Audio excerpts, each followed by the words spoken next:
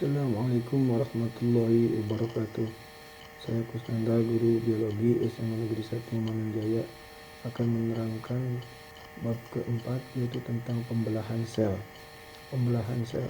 Makhluk hidup berasal dari pembelahan sel-sel yang menyusun tubuhnya, berawal dari satu sel, kemudian membelah menjadi banyak sel. Melalui peristiwa pembelahan sel akan dihasilkan berbagai sifat makhluk hidup yang sesuai dengan induknya, sehingga beberapa sifat makhluk hidup akan dapat dipertahankan oleh keturunannya. Pembelahan sel dibagi dua, pembelahan secara langsung yang kita kenal dengan amitosis, dan pembelahan sel secara tidak langsung meliputi mitosis dan meiosis. Yang akan kita bahas hanya mitosis. Pembelahan amitosis. Amitosis pembelahan sel secara langsung yang tidak melalui tahapan-tahapan pembelahan terjadi pada organisme uniseluler prokariota, yaitu bakteri dan alga hijau biru. Amitosis disebut juga dengan pembelahan biner, yaitu pembelahan sel menjadi dua sel yang identik. Tujuannya adalah untuk menghindari kepunahan jenisnya. Pembelahan biner pada bakteri bisa terlihat dalam gambar ini. Kromosom bakteri menempel pada membran plasma. Bagian DNA kromosom yang menempel mengalami replikasi. Sel mulai membelah, terbentuklah dua sel anakan. Sama dengan hal yang tadi, pembelahan amitosis biner dijelaskan replikasi DNA dan elongasi, kemudian dinding sel dan membran plasma mulai membelah, septum terbentuk dan DNA mulai terpisah. Sel terpisah menjadi dua, inilah kita sebut dengan pembelahan biner. Pembelahan mitosis. Mitosis merupakan proses pembelahan sel yang menghasilkan dua sel anak yang masing-masing memiliki sifat dan jumlah kromosom yang sama dengan induknya. Terjadi pada sel induk, terjadi pada sel somatis, kromosomnya diploid atau 2M. Tujuan pembelahan mitosis, memelihara pertumbuhan sel-sel baru serta menjaga dan memperbaiki bagian tubuh makhluk hidup. Pembelahan mitosis hanyalah sebagian kecil dari siklus sel. Siklus sel merupakan peristiwa pertumbuhan sel menurut tahapan tertentu, dan setelah melalui semua tahapan akan kembali ke tahapan semula.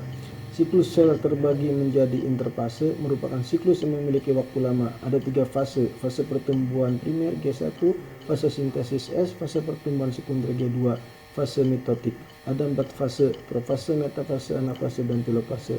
Siklus sel seperti yang tadi sudah jelaskan, yang paling lama, paling panjang adalah interfase. Tetap dibagi 3, yang yaitu G1, S, G2, dan fase M atau fase mitosis. Yang di dalamnya ada profase, metafase, anafase, dan telofase. Ini sama dengan yang tadi dijelaskan. Secara garis besar, fase pembelahan mitosis terbagi menjadi 1. Fase pembelahan inti atau karyokinesis, profase, metafase, anafase, dan telofase, serta 2. Fase pembelahan sitoplasma yang kita kenal dengan sitokinesis. Interfase. Tahap interfase merupakan tahap persiapan yang esensial untuk pembelahan sel, karena pada tahap ini kromosom direplikasi. Pada interfase terjadi pengumpulan energi, terjadi sintesis yang terus-menerus sehingga menyebabkan massa dan volume sel bertambah. Pembelahan kromosom dimulai. Profase, karyota, lapot inti, dan nukleolus menghilang. Benang-benang kromatin memendek dan menebal membentuk kromosom. Kemudian kromosom berduplikasi menjadi sepasang kromatid. Pada sel hewan, pasangan sentriol berpisah dan bergerak ke arah kutub yang berlawanan. Di antara kedua sentriol terbentuk benang-benang gelendong atau spindle. Prometafase, benang spindle terikat oleh sentromer, terbentuk kinetokor, mikrotubulus melengkat pada kinetokor, menghubungkan sentromer dan sentriol. Kromosom mulai bergerak. Metafase, membran inti sudah mulai menghilang. Pasangan kromatid berada di bidang ekuator dengan sentromernya seolah kromosom berpegang pada benang gelendong atau spindle pembelahan.